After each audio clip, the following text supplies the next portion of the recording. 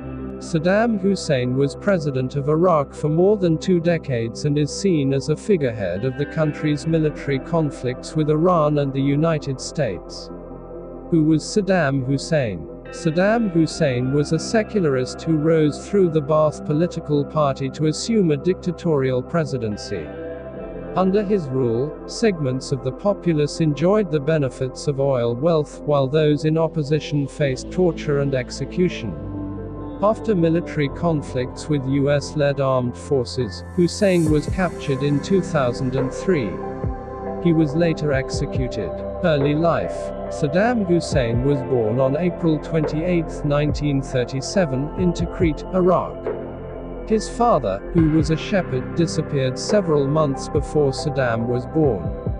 A few months later, Saddam's older brother died of cancer. When Saddam was born, his mother, severely depressed by her oldest son's death and the disappearance of her husband, was unable to effectively care for Saddam, and at age 3, he was sent to Baghdad to live with his uncle, Khairulla Talfa.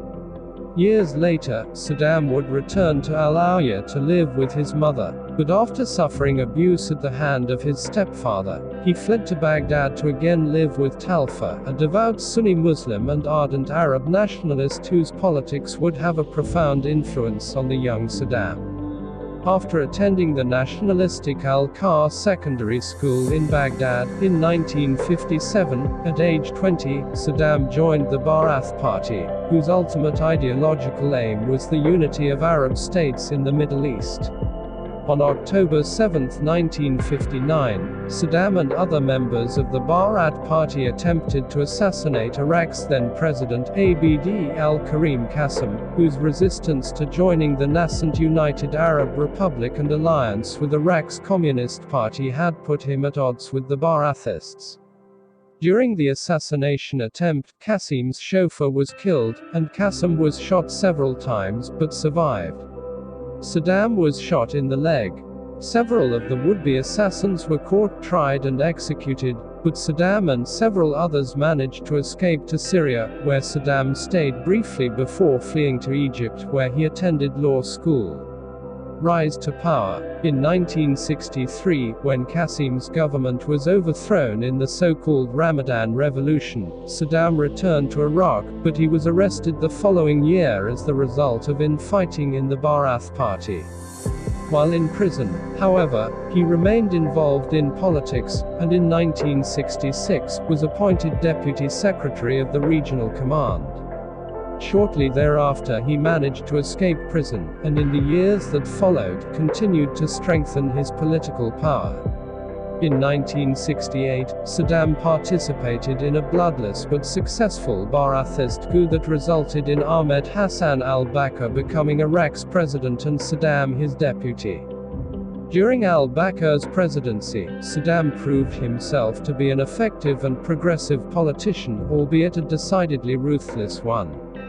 He did much to modernize Iraq's infrastructure, industry and healthcare system, and raised social services, education and farming subsidies to levels unparalleled in other Arab countries in the region. He also nationalized Iraq's oil industry, just before the energy crisis of 1973, which resulted in massive revenues for the nation.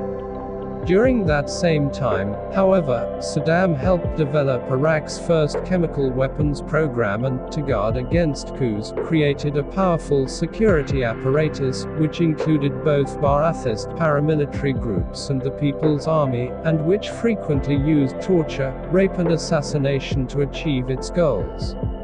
In 1979, when al-Bakr attempted to unite Iraq and Syria, in a move that would have left Saddam effectively powerless, Saddam forced al-Bakr to resign, and on July 16, 1979, Saddam became president of Iraq.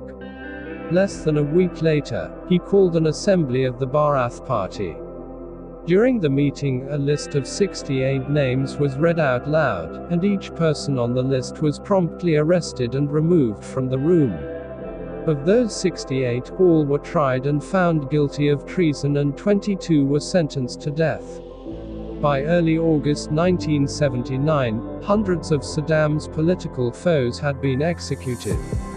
decades of conflict. The same year that Saddam ascended to the presidency, Ayatollah Khomeini led a successful Islamic revolution in Iraq's neighbor to the northeast, Iran. Saddam, whose political power rested in part upon the support of Iraq's minority Sunni population, worried that developments in Shiite-majority Iran could lead to a similar uprising in Iraq. In response, on September 22, 1980, Saddam ordered Iraqi forces to invade the oil-rich region of Khuzestan in Iran. The conflict soon blossomed into an all-out war, but Western nations and much of the Arab world, fearful of the spread of Islamic radicalism and what it would mean to the region and the world, laid the support firmly behind Saddam, despite the fact that his invasion of Iran clearly violated international law.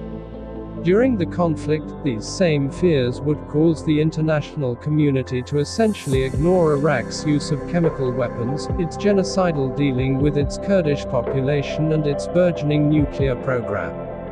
On August 20, 1988, after years of intense conflict that left hundreds of thousands dead on both sides, a ceasefire agreement was finally reached.